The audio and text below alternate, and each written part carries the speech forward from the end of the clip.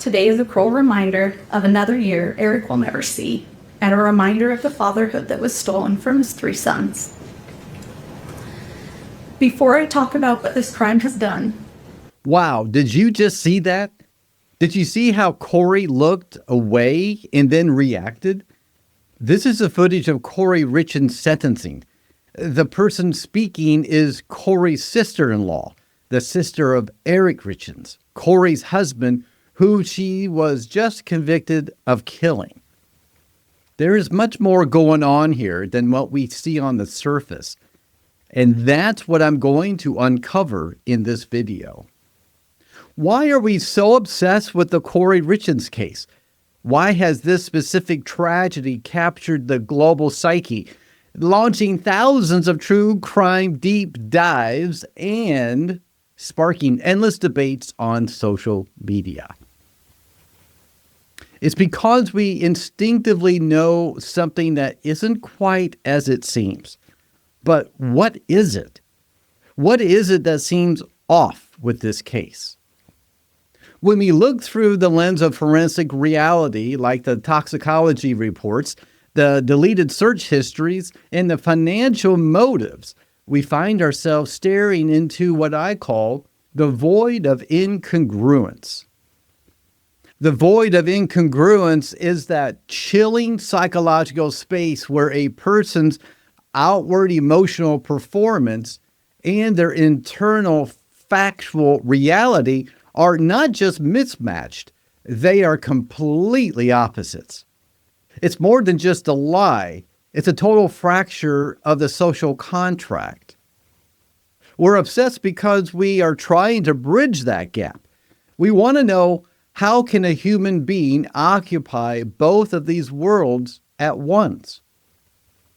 It's not just the shock of the grieving widow writing a children's book about loss while allegedly being the architect of that very grief. It's something deeper. It's a human's brain's fundamental inability to process two realities that shouldn't exist in the same space. As a clinician, I look past the headlines and the viral clips. There's lots of them. On the surface, we see the public-facing Kouri, the grieving mother, the composed author, the person appearing on local news with tears in her eyes, talking about how to help children cope with a father's passing. I'm John Cordray. I'm an LPC. That's a licensed professional counselor. I've been a therapist since 2007. Everything that I say in this video, though, is my speculations. It's based on public records and the behaviors that I've observed. It's not a diagnosis of anyone involved in this case. Hey, friends, if you want more of these clinical breakdowns, make sure to karate chop that subscribe button. All right, let's dive into the Kouri Richins clinical file. This case is a classic example of what I call malignant entitlement. This isn't just someone wanting more. It's the belief that their desires, whether it's financial gain or a new lifestyle, are so paramount that the lives of others are just merely obstacles to be managed or completely removed. By the end of this video, you'll discover specific psychological markers to look for in your own life. These aren't just for analyzing high-profile cases. These are tools to help you identify when someone in your own world is performing an emotion rather than feeling it. Did you catch that? I want to help you identify when someone in your life is performing an emotion rather than actually feeling it, because they're different. Understanding these markers could be the key to spotting a void of incongruence before you fall into it yourself. When we examine the Kouri Richins case, we see a classic example of performative grief. In clinical settings, we often see people struggle to express emotion. Maybe you do. But here, the opposite is true. The emotion is the mask that we're talking about. My goal is to deconstruct Kouri's performative mask into 3 distinct markers: the diagnostic focus, the system failure, and then the clinical file that will expose her performance. Think about that children's book that she wrote, Are You With Me? On the surface, it's a tool for healing. Clinically, however, it serves a different purpose. It's a prop. In the mind of someone experiencing a malignant entitlement, every action is transactional. The book wasn't just a tribute. It was a psychological shield designed to solidify her character as a devoted, grieving widow. Wow.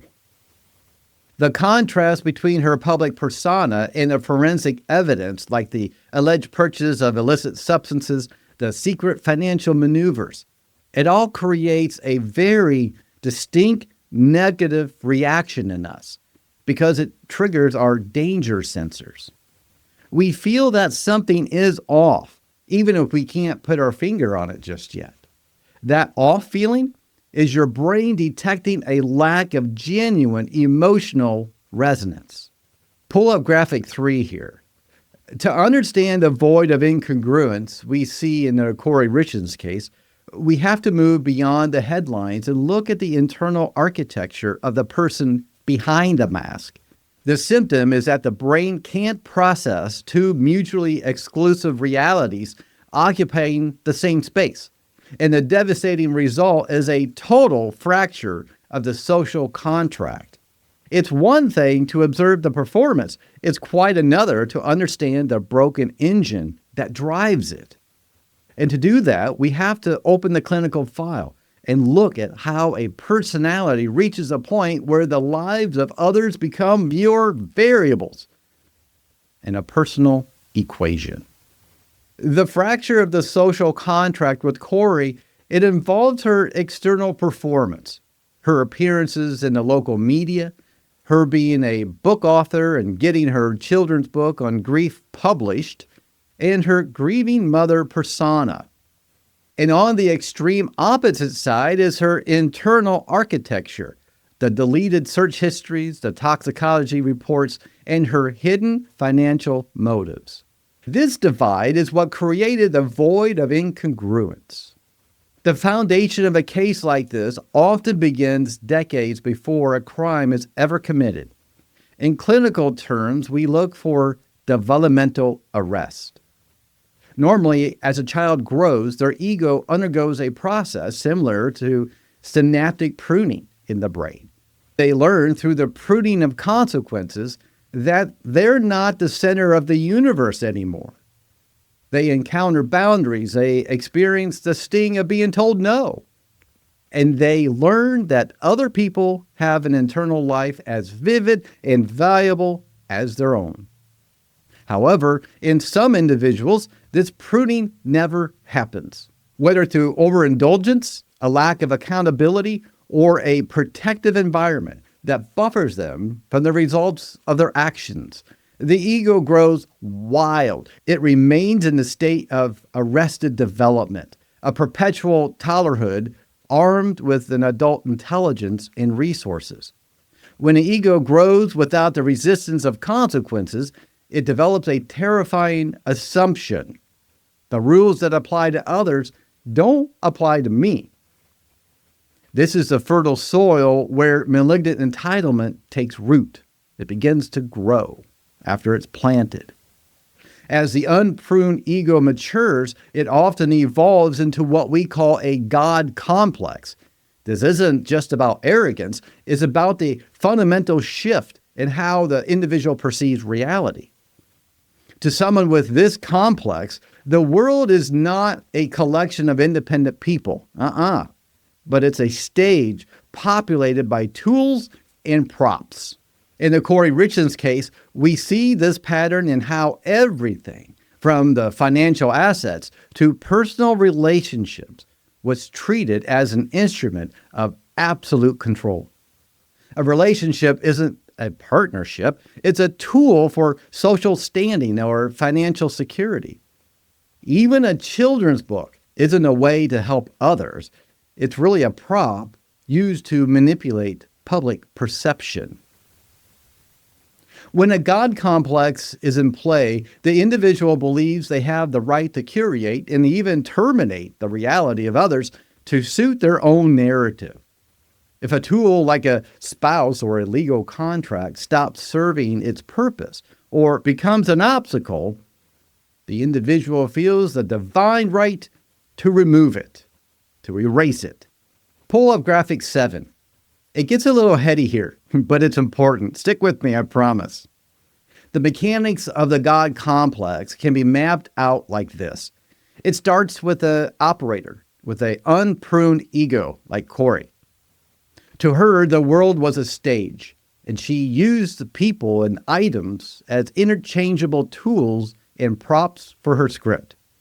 Then the ultimate question was, does the prop or tool serve the narrative's purpose? If yes, retain and exploit. If no, she had a divine right to remove the obstacle. In this state, a children's book isn't a tool for healing. It's that prop. It's to use to manipulate the public. You might be wondering right now, how did she think she would get away with it? Why would someone risk everything? That's a good question. And to answer that, we have to look at the biology of the brain, specifically the struggle between the prefrontal cortex and the limbic system. The prefrontal cortex is the CEO of the brain, if you will. It's responsible for logic, long-term planning, and understanding consequences. The limbic system, however, is the emotional center, the seat of our fight, flight, or freeze responses and our most primitive desires. In a limbic hijack, the emotional center of the brain takes over, effectively offlining the logic prefrontal cortex. For someone driven by malignant entitlement, the threat isn't a physical predator, it's the threat to their narrative. If their image as a successful businesswoman or author or a perfect wife is challenged, their limbic system perceives it as a life or death emergency. In this state, the narrative becomes more important than the reality itself. The brain becomes hyper-focused on the immediate goal, which is securing the money, removing the obstacle, and winning the argument, and loses the ability to weigh long-term consequences of being caught. This explains why the void of incongruence is so vast. The individual isn't thinking about the forensic evidence or the cell tower pings. They're entirely consumed by the emotional necessity of maintaining their God complex reality. They aren't just lying to the world. In the moment of a hijack, they have lied to themselves successfully. They believed it. She didn't think she was going to get caught. She was the author of her play. When we put these pieces together, the developmental arrest, the God complex, and the limbic hijack, we see a profile of someone who is fundamentally disconnected from the human experience of empathy. By studying this clinical file, we learned that the most dangerous people aren't always the ones who look like monsters. Often they are the ones who have spent a lifetime perfecting the art of the mask, hiding a wild, unpruned ego behind a carefully constructed narrative of normalcy. Let that sink in. Now let's move from the why to the how, examining the specific behavioral red flags that appear when these internal fractures start to leak into the external world. Understanding the internal architecture of a fractured ego, the developmental arrest, and the God complex, it allows us to see why the engine is broken. But a broken engine still needs a chassis, a shell to present to the world so it can continue to move through society undetected. And then the engine is broken by an internal pathology. The origin is a developmental arrest, the evolution is the God complex, and the output is the malignant entitlement. This is where the internal pathology meets the external world through the construction of the digital mask. When the God complex realizes it must exist within a community of others, it doesn't seek to belong, it seeks to manage.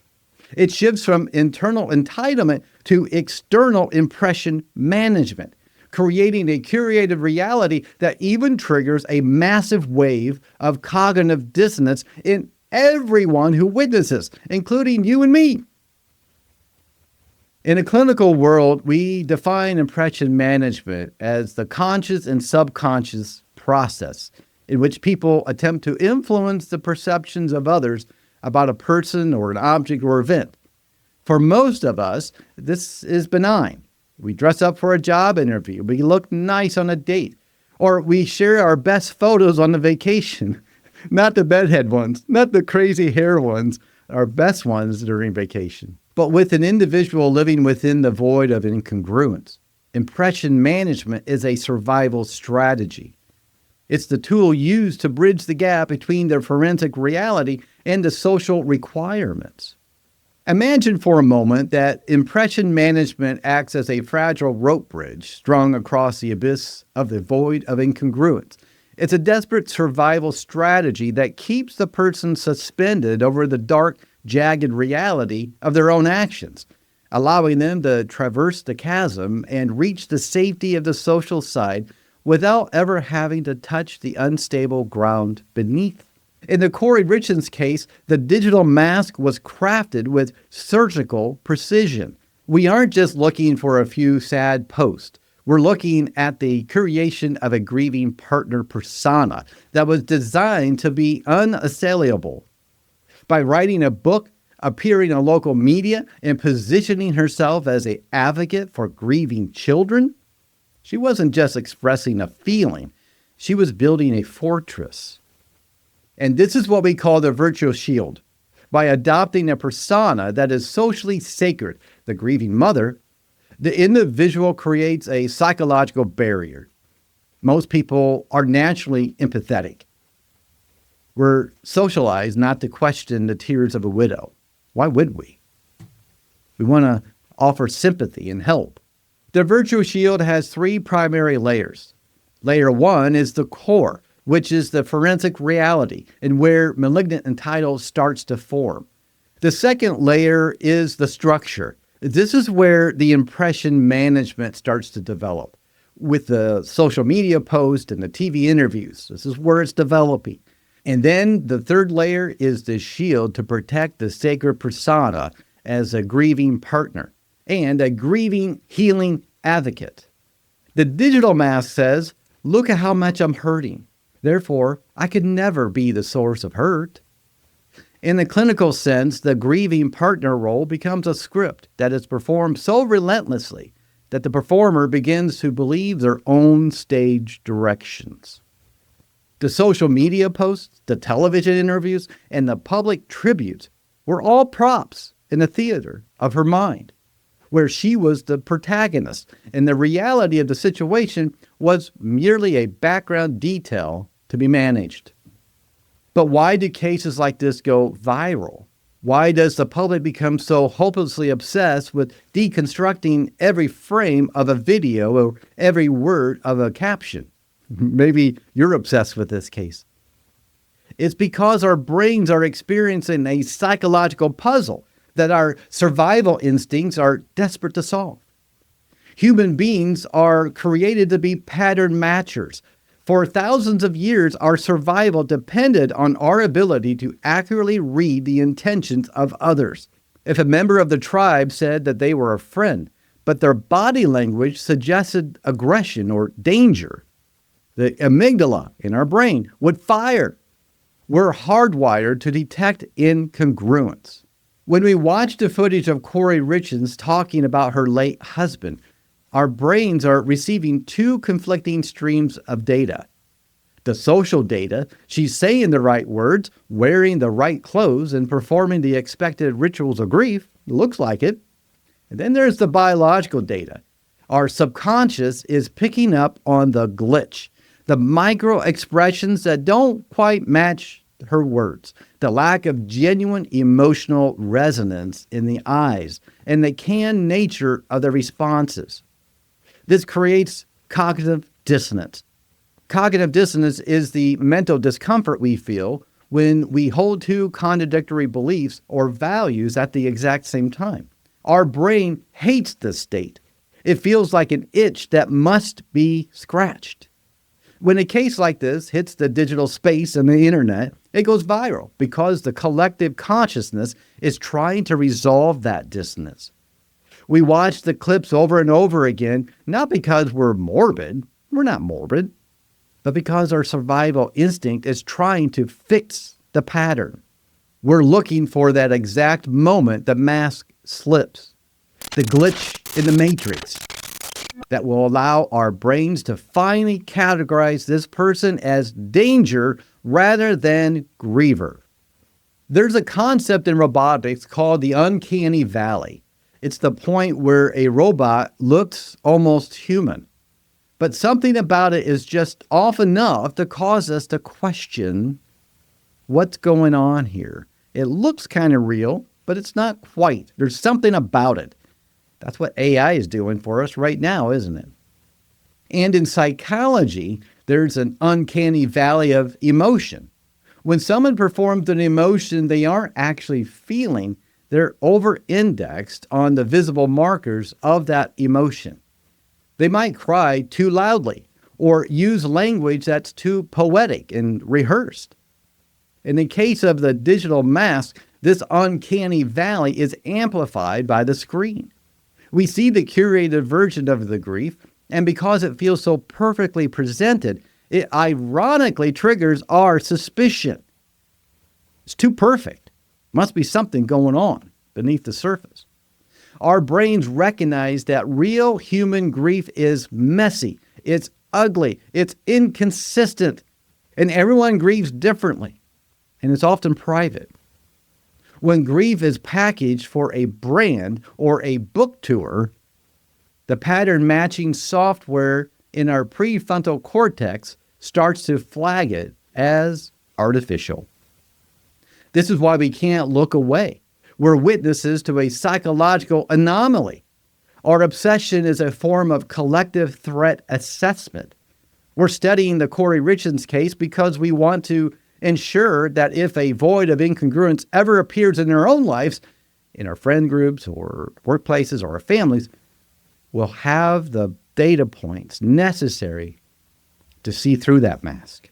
Ultimately, the digital mask is a temporary structure. It requires an immense amount of psychological overhead to maintain. You have to remember what you told the reporter 2 weeks ago, what you posted on Instagram 3 weeks ago, and what you said to the investigators a long time ago. How do you keep it all together? Eventually, the weight of the forensic reality becomes too heavy for the God complex to hold up. By analyzing the way the mask is constructed, we gain a vital tool for our own lives. We learn that consistency is the hallmark of authenticity. When the digital mask starts to fray, it isn't the big lies that give it away. It's the small, incongruent moments where the grieving partner script fails to account for the malignant entitlement reality. We looked at the why and the how. Now we must look at the what now. What now? How do we protect ourselves from the performers in our own world? How do we listen to that off feeling before the void of incongruence opens up beneath us and swallows us? The weight of the digital mask eventually becomes unsustainable. And when the curated persona of the grieving widow is finally brought into the high-pressure environment of a courtroom or an interrogation room, we witness a fascinating and chilling psychological breakdown. This is where the void of incongruence is no longer just a digital theory. It becomes a physical reality.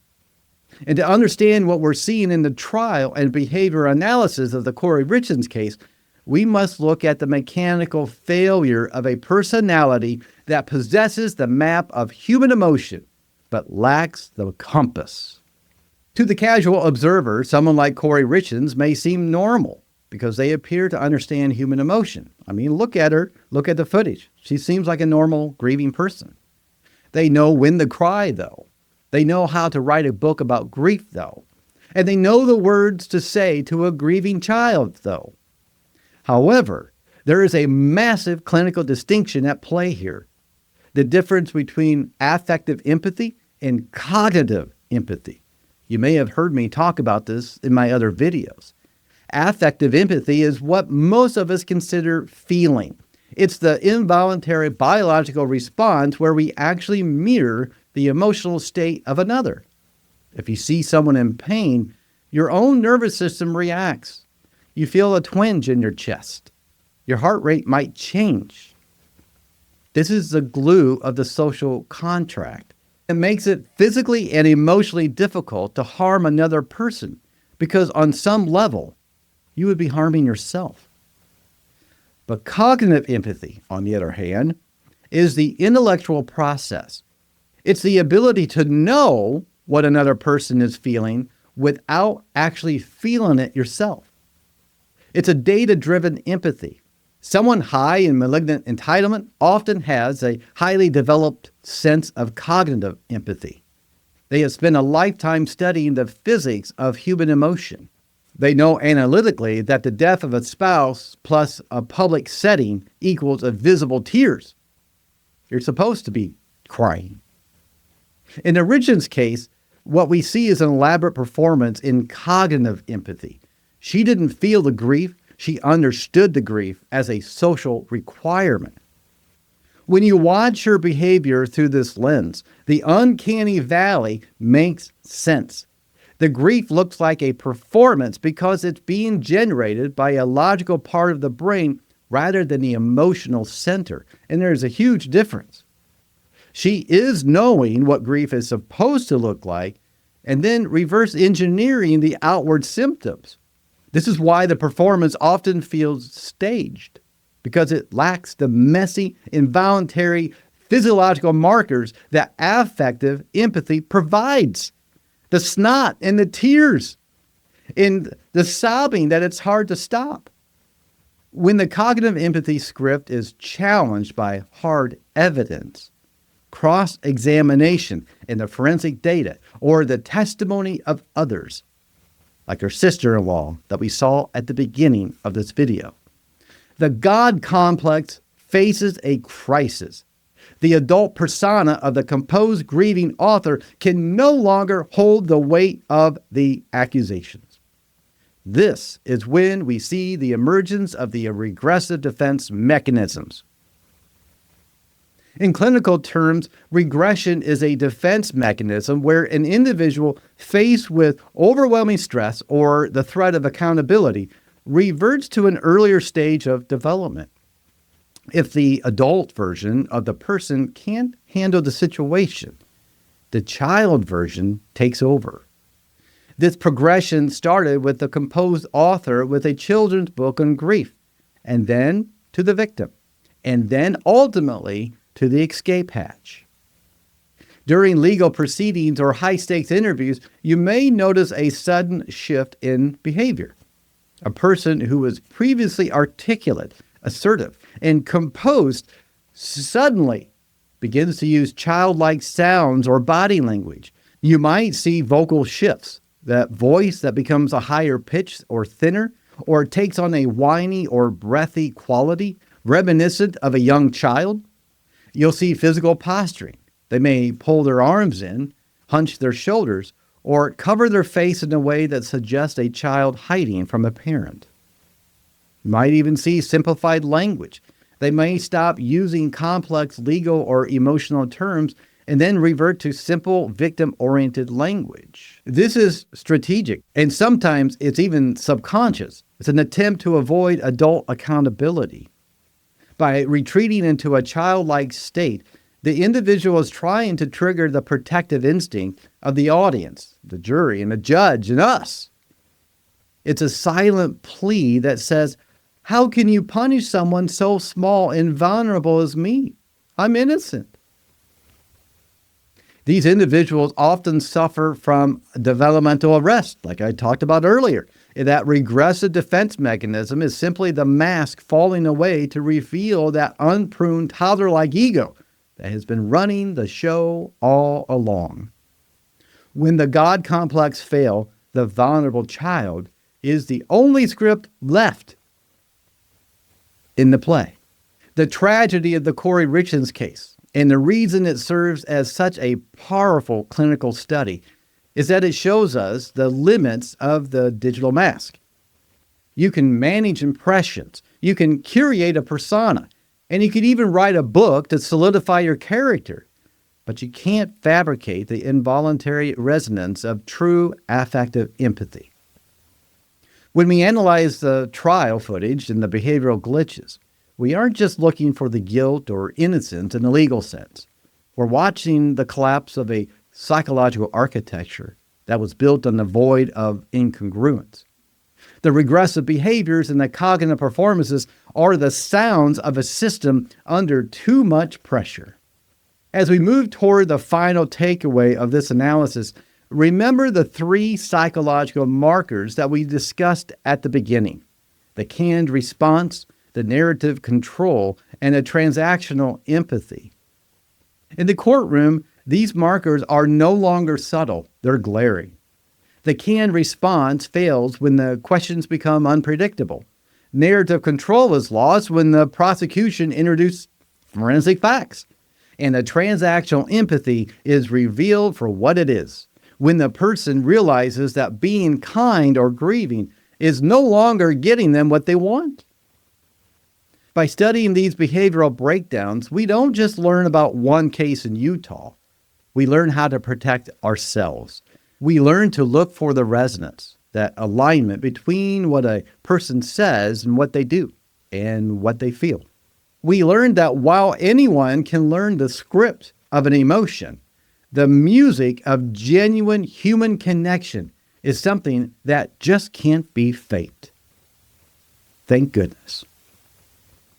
You can use these tools to ensure that you never find yourself standing on the edge of someone else's void of incongruence. The failure of the grieving partner mask in the face of forensic reality doesn't just reveal a lie, it reveals a vacuum.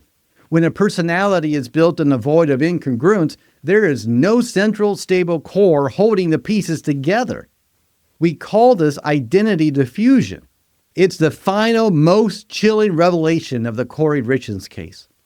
The realization that there may not be a real Kouri at all, but rather a rotating gallery of personas designed for maximum utility. It's really sad if you think about it.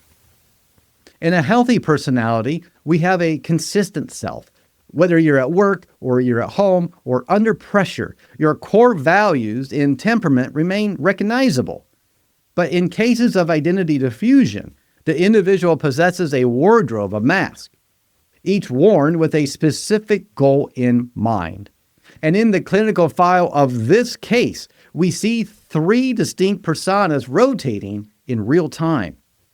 You have the rebel, the architect. This is the high-functioning, risk-taking persona. It's the boss babe entrepreneur who allegedly makes secret financial moves, bypasses legal boundaries, and believes she's smarter than the system. The rebel views the world as a game to be won and others as pawns to be moved.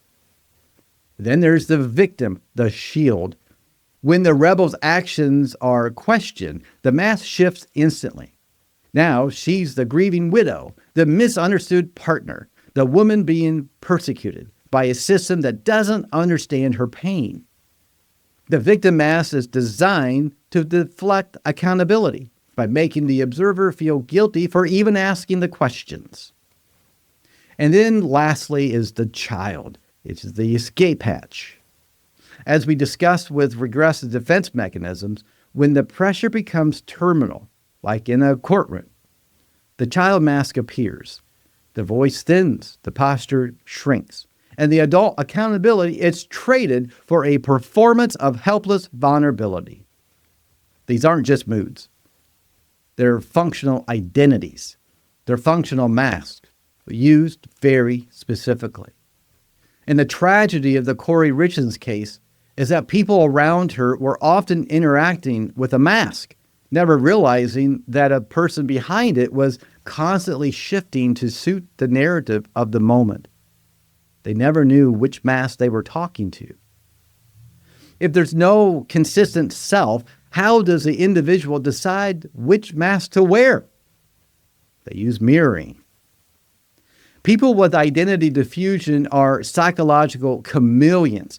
They lack an internal emotional compass, so they can scan the room to see what emotion will grant them the most safety or the highest status. If they're in a room of mourners, they reflect the perfect grief. If they're in a business meeting, they reflect ruthless ambition. This mirroring is why the public feels so much cognitive dissonance. When we see her reflecting the image of a healing mother in her book interviews, because that's what granted her status and protection at that time in that moment. But because it was a reflection and not a radiation of true character, it lacked depth. It was a 2D performance of a 3D emotion. This is the ultimate lesson of the void of incongruence. To protect yourself in your own world, you must look for consistency over time. A person with a healthy identity is predictable in their character, thank goodness, even if their moods change. A person with identity diffusion, however, is unpredictable because their character of self is whatever the current situation requires. And if you find yourself confused by someone who seems to be completely different, depending on who they are talking to, you aren't just seeing versatility. You just might be looking at the rotating mask of identity diffusion. The Kouri Richins case fascinates us because it's an extreme public autopsy of a fractured soul. By understanding these clinical markers, the unpruned ego, the digital mask, and the rotating personas, we move from being obsessed with the tragedy to being equipped for reality. We learn to value the messy, consistent truth over the polished, shifting performance. We learn to see the void before we step into it. Whew. We spent this deep dive peeling back the layers of the Kouri Richins case, moving from the viral headlines to the clinical file, and through the uncanny valley of her digital performance. We search for the why because our human nature demands a motive that makes sense. We want to find a reason like a financial desperation, a broken relationship, or even a moment of madness that we can categorize and tuck it away and move on. We want to believe that beneath the mask, there's a complex but dark human depth.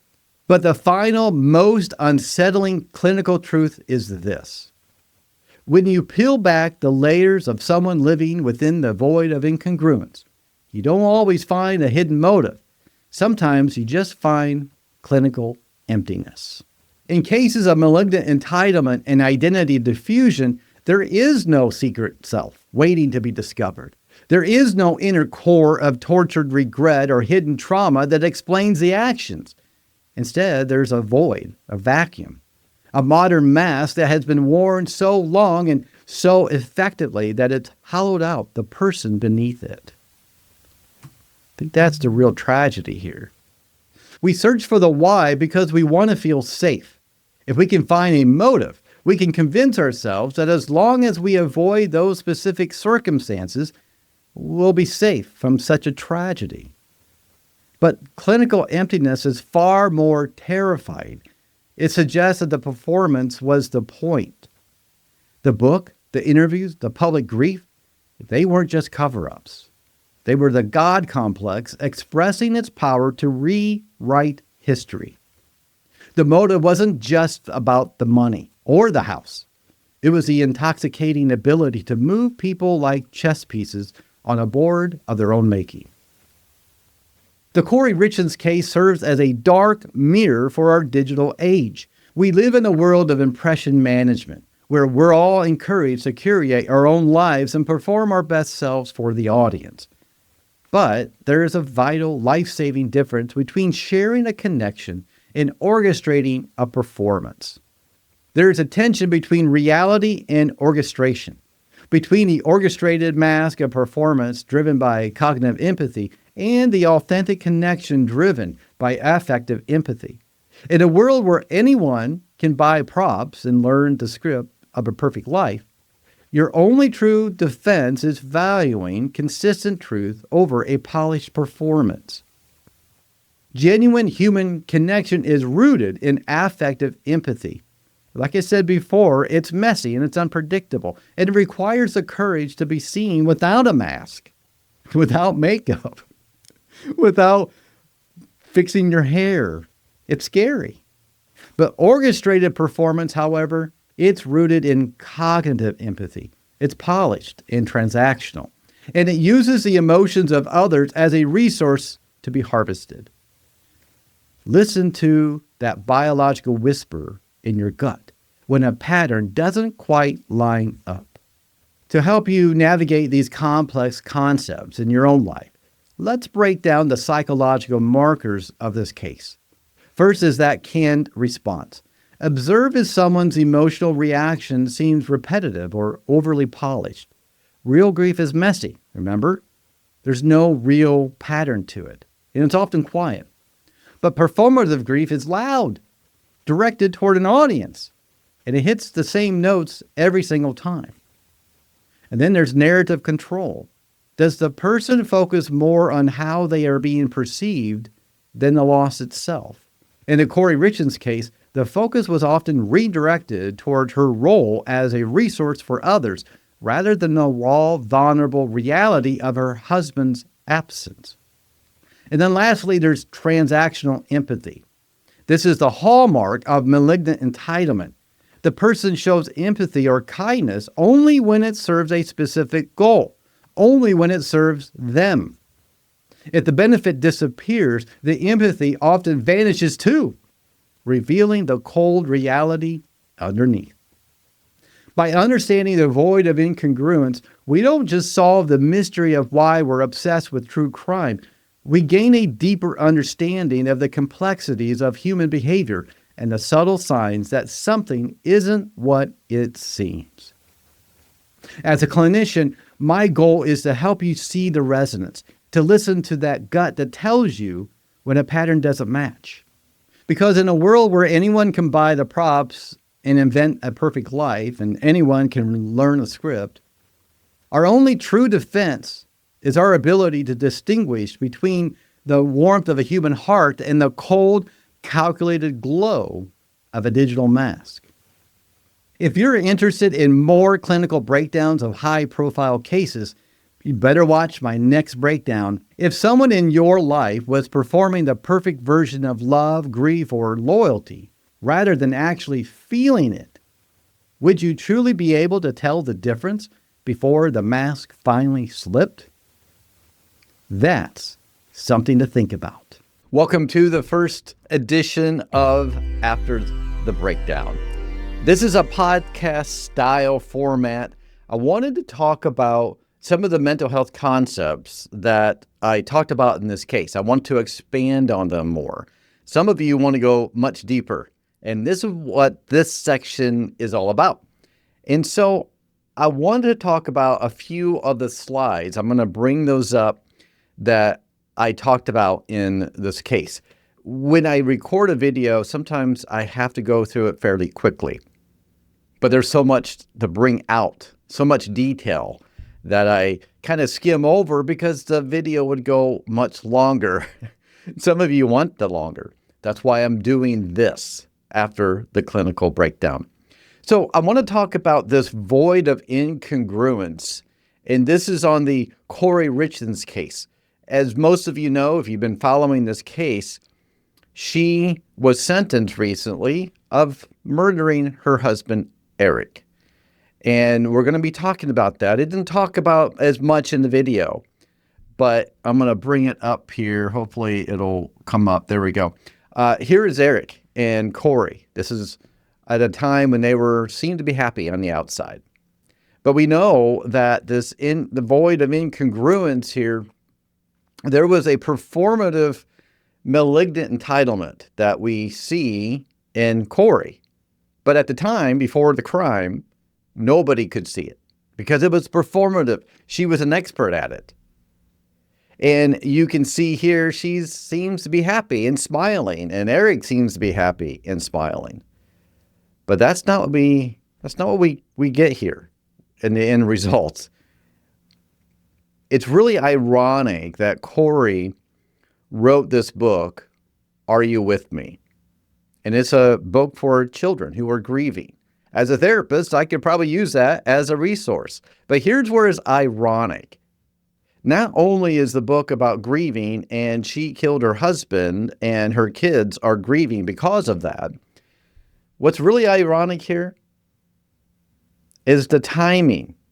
She wrote this book and she published this book after she killed her husband.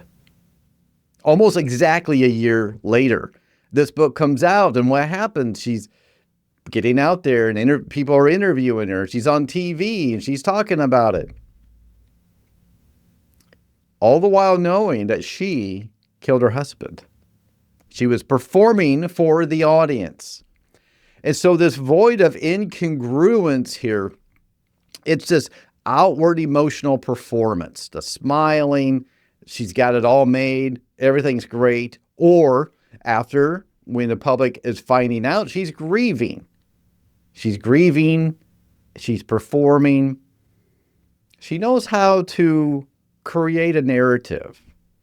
And this emotional performance that she's having, though, there are cracks underneath that are forming. And that's that cognitive dissonance where two opposing views are conflicting with each other.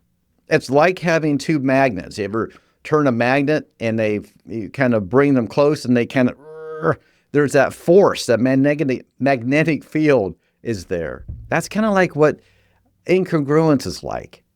Two opposing views trying to connect, but they don't. And then it creates this internal factual reality. The symptom is the human brain just cannot process two mutually exclusive. And the symptoms are the human brain just cannot And the symptoms the symptom is the human brain, our brains can't control, they can't process two different mutually exclusive realities. They can't be in the same space. If they are, it's going to create this total fracture of the social contract that we saw in Kouri.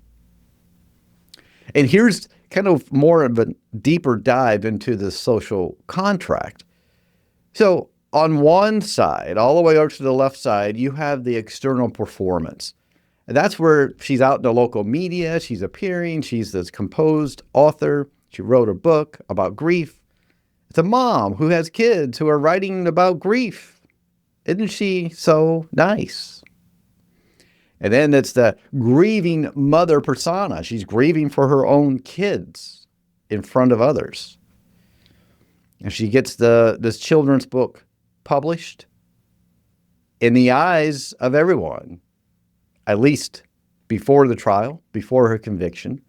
She was a grieving mother who wrote a book to help her process the grief and help her kids and other kids process grief. But on the opposite side, on the complete other side of this void, is the internal architecture. And that's where the mask, the real dark mask, is behind closed doors. The deleted search history. She searched online, but she deleted them. And then there was the toxicology reports of the fentanyl that she used to poison her husband. Made his cocktail. Her husband thought, oh, that's nice. Thank you for making this drink. And then he's dead. And then there's this hidden financial motives. I didn't go into that as much as either. But there's a lot of finances going on here. A lot of money to be made. And so in between the external performance and the internal architecture is that fault line. The void, the chasm in the middle. It's that void of incongruence. And this is what happens when the brain is trying to bring together the external performance and the internal architecture. It just doesn't work because they're two opposite things. Something bad's going to happen. And that's what we see here. And then there's this concept that I talked about, the developmental arrest and that unpruned ego. I've talked about this before. I use this as an analogy. Our brain has synapses, and it's a very complex system.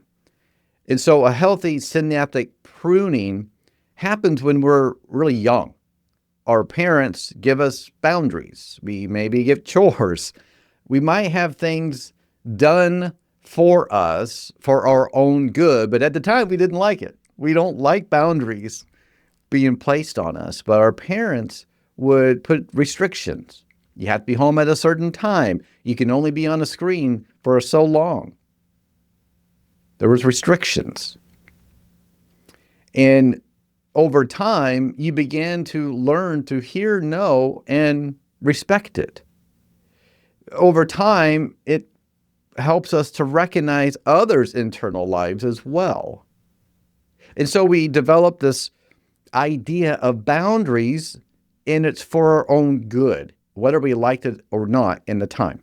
And so that's the pruning of consequences. We prune a bush to help it grow. Parents prune their children to help them grow. But what happens when that ego is not unpruned? What happens when the parent is more passive? They allow their children to do whatever they want. Their overindulgence or a total lack of accountability. You can stay out for as long as you want. No boundaries here. On the surface, the kids might think, yes, this is great. I can do whatever I want. You know, it's really interesting. I had a young boy years and years and years ago. I had a young boy in my office, and I was talking to him about a recent divorce. And he had to go back and forth to mom and dad. And one of the parents had strict rules. He had to go to bed at a certain time, had to brush his teeth, had to do his homework. The other parent let him do whatever he wanted. No rules. The parent wanted to be his best friend instead of a parent. You know what that boy told me? This was a young kid.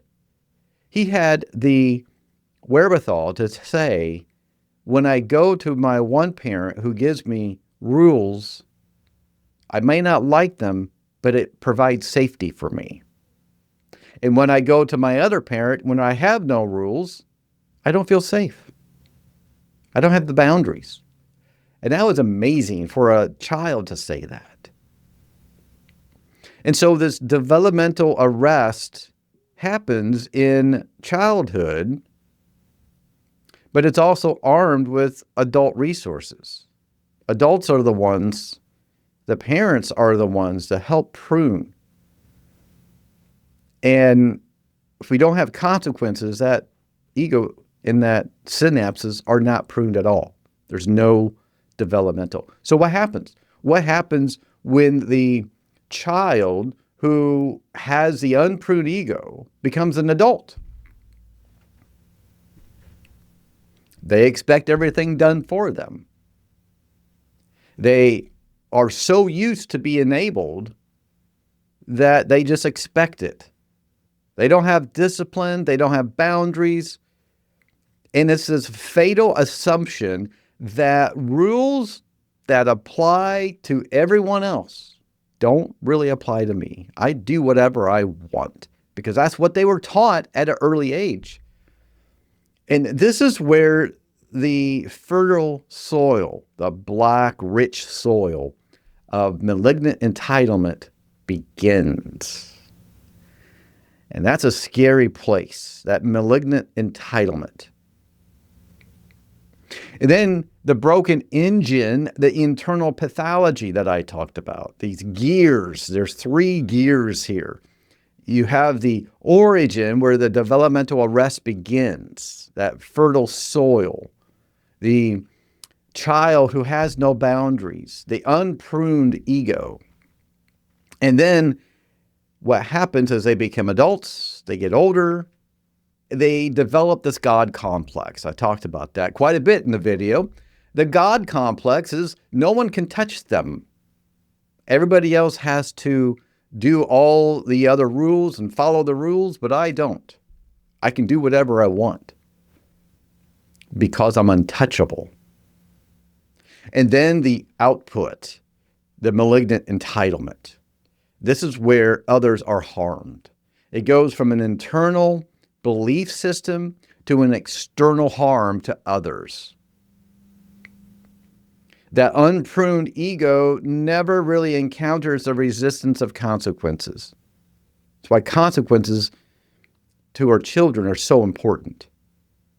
And then reality shifts and other people become tools and props for their God complex. They start to have the sense of, I can move people around. I can manipulate them.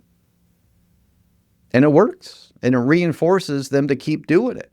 And then it develops into this divine right to remove the obstacles at all costs, even human lives like Eric. He was gone. He was removed to serve her personal desires. That's why it's so important to recognize these gears, if you will, in a person. If somebody has this God complex, more than likely, their childhood, you can look at their childhood, their timeline, and see that they didn't have consequences really. Maybe the parent thought they were doing the right thing by not giving so many consequences, but it turns out to be the very wrong thing to do. And this develops into a very unhealthy and dangerous personality. The mechanics of a God complex here, it starts with the operator. This is the unpruned ego. This was Kouri. To her, the world was a stage. She had a spouse. She wrote a children's book. She had legal contracts and financial assets, all lined up perfectly, all lined up. And then the people and items that are interchangeable, tools and props, like Eric, she has a question she has to reconcile in herself. Does this tool serve the narrative? Does it serve my narrative? Does Eric serve my narrative? And if it is yes, then I am going to continue to exploit them. I'll keep them around long enough to exploit them.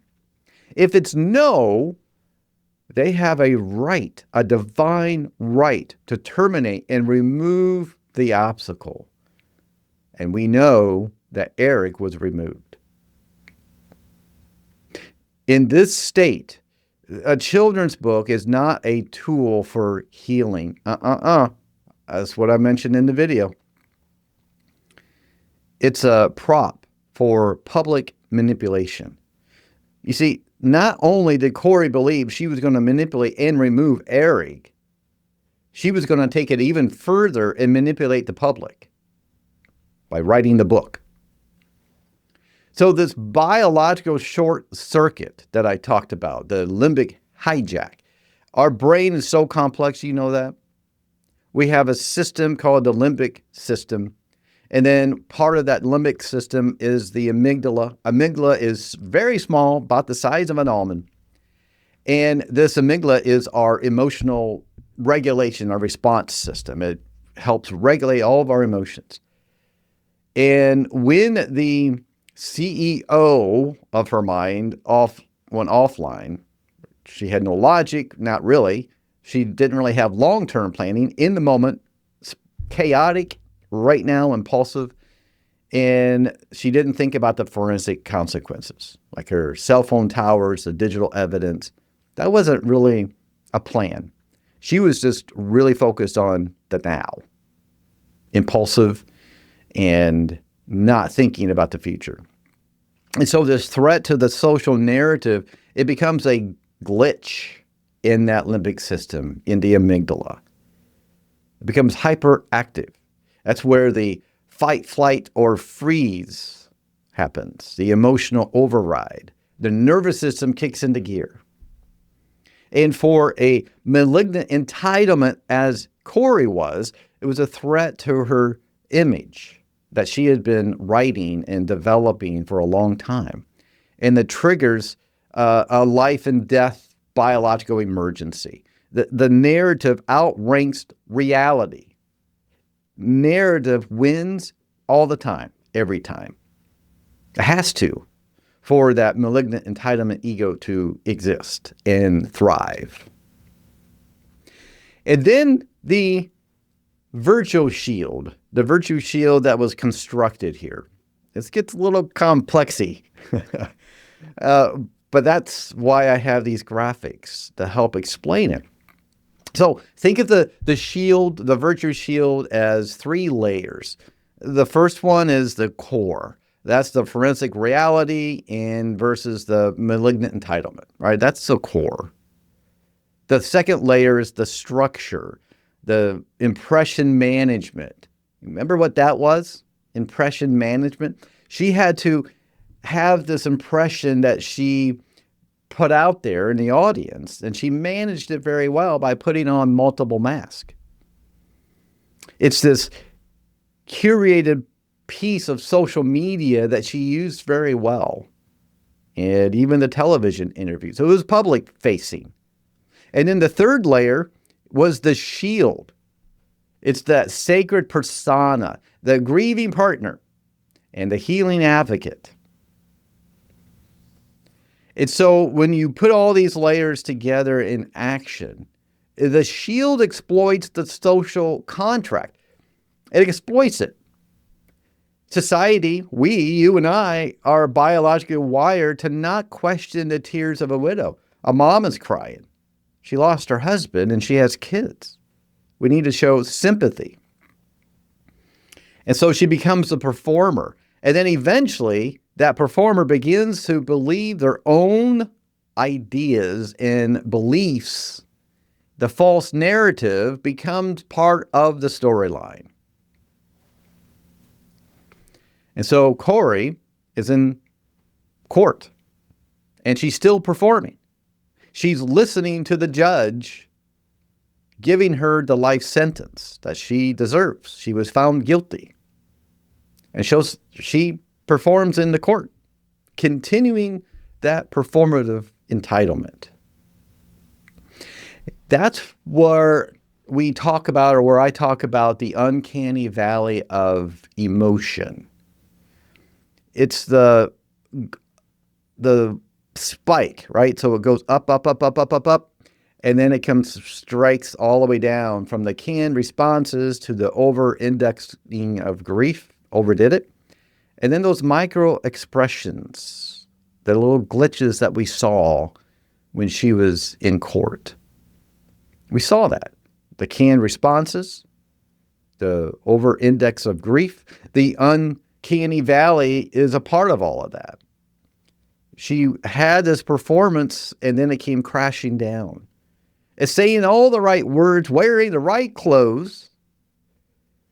The amygdala in our brain, that size of an almond, detects a glitch in the matrix. That's what I said earlier. The pattern matching software that flags the emotion as artificial. So you have this emotional display, but then on a different axis, you have the human authenticity. They're not lining up here. That's the valley of emotion. That makes sense? So we do need to talk about an empathy here. And this is where I think a lot of people don't truly understand.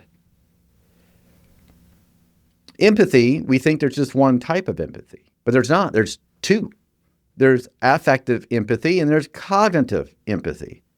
Affective empathy it's what we would normally see or view empathy as. Most of us have affective empathy. It's biological. It's involuntary responses that we have towards others. It's feeling the emotional state of another person. Harm to others physically or harm to ourselves creates that emotional empathy towards one another. It's the glue of the social contract. If you have a child that's hurting, you're going to sympathize. If you have a friend who maybe are going through a breakup or a death of a loved one, you're going to have affective empathy toward them. But the one type of empathy that we don't talk about enough is cognitive empathy. This is where it's more intellectual. It's studying other people and studying how should I behave. It's knowing what an emotion looks like without actually feeling it. Now, some people have this cognitive empathy, right? So if you're on the spectrum, sometimes they lean on mirroring of others and maybe they need to study how to be empathetic. That's not what we're talking about here. This is a total shutdown of true compassionate empathy. It's a reverse engineering of outward symptoms. My spouse died. I need to cry in the public setting to let them know I'm grieving. I need to have visible tears to show that I'm grieving. Do you see the difference? Affective empathy is what most of us think about. But there's cognitive empathy where it's just intellectual. It's not true compassion. And then we see the whole system breaking down. It's a regressive defense mechanisms. It started with the first step of the composed author, and then it led to the victim. We saw that in the court as well. And then the escape hatch. She turns almost infant-like. That's her last-ditch effort. When cognitive empathy fails, the God complex relies on a subconscious plea. Help! How could you punish someone so small as me? To gain and garner sympathy from others. She wanted to get the sympathy of the jury, I would imagine. It didn't work though, did it? Identity diffusion is this rotating gallery of the self and the mask. You put on one mask to do and say one thing in front of others, and then you put that one away and put on another one to do something totally different. And eventually you have a whole closet full of masks. And you put one on for one purpose and get a different one for a different purpose. So here we have the rebel, the architect, high-functioning, risk-taking, bypassing legal boundaries. Kouri was good at that. Then, when she was pressed, the second mask was the victim mask, the shield, deflecting accountability. It elicits guilt from observers from asking the questions. How can you question a grieving mother? And then the third mask is the child, the escape hatch. Acting like a child, retreating from the terminal pressure that she was feeling to becoming a helpless, vulnerable child. Pretty sad if you think about it. Kouri looks like a broken person here, doesn't she? And she's probably feeling the weight of her actions, maybe. Or maybe she's still performing. Maybe she's wearing a separate mask right here. This final diagnosis here is that clinical emptiness. And I think if I go back to this face, look at this face. You see emptiness in her eyes, right? And that's that clinical emptiness. She wrote the book. She did the interviews. She grieved as the widow, the persona of the grieving widow. She's in court. They have proven, forensic evidence has proven she is guilty. The judge is giving her sentence empty. There's no secret or tortured self waiting to be discovered anymore. The performance is not a cover-up. The performance was the actual point of the whole thing. But now she's discovered there's nothing there.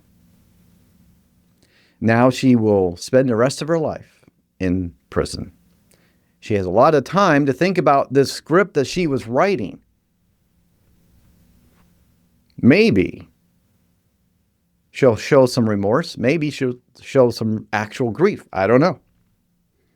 So here's why I did this, why I think this case is so important for us.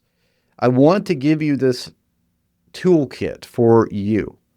If you have performers in your own life, this is important.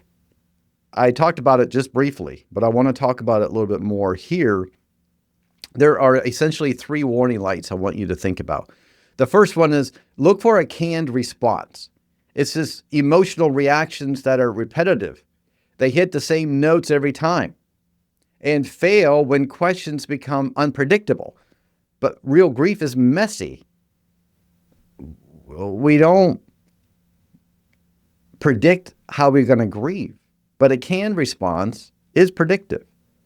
The second warning light is a narrative control, where it focuses obsessively on how they are perceived as a resource rather than the raw reality of the loss or the event. They lose the control of the narrative. And you can see it happening by their actions, their behaviors, what they say. You can tell that they're losing that narrative control. And then finally, the third one is called what I call the transactional empathy. This is where empathy is displayed solely to achieve a goal. It's the only reason. And when the benefit disappears, the kindness goes away too, revealing the cold reality that was actually there. The real mask is now seen. So if you spot these warning signs in any relationship of your life, take heed. Create boundaries. Protect yourself. It's so important. So we come to the antidote, the 3 diagnostic markers. The canned response, the narrative control, and a transactional empathy. You got to look for those. And here is something I think is really important. The baseline rule here to think about and to remember is that consistency over time is the hallmark of authenticity. The longer you see someone, the more you're going to see either the cracks starting to form and the mask coming off, or the real authentic person. Once you see the mask starting to slip, be careful. That's when you need to be on alert and show some wisdom for yourself. This reality versus orchestration is so important. In a world where anyone can buy the props and learn the script of a perfect life, your only true defense is valuing and really looking for consistent truth, not polished performance. Listen to your gut. Listen to your intuition. It's going to be right most of the time. Follow that. Protect yourself. Ultimately, Kouri is now in prison, and she's going to serve the rest of her life there. And you can see in her eyes the emptiness, the cold. She has been discovered. And now we all know what's happened. We all know what she did. Whew, lots and lots of layers here, isn't it? Well, I hope you enjoyed this. This is an experiment to do after the breakdown. I want to know what you think about this. Would you like more of this for me to explain a little bit more detail of some of the graphics and mental health concepts that I talk about in my videos? Let me know if this was helpful or if you enjoyed this. All right, everybody, thank you. Thank you for being here. I appreciate you. If you haven't already, make sure you subscribe.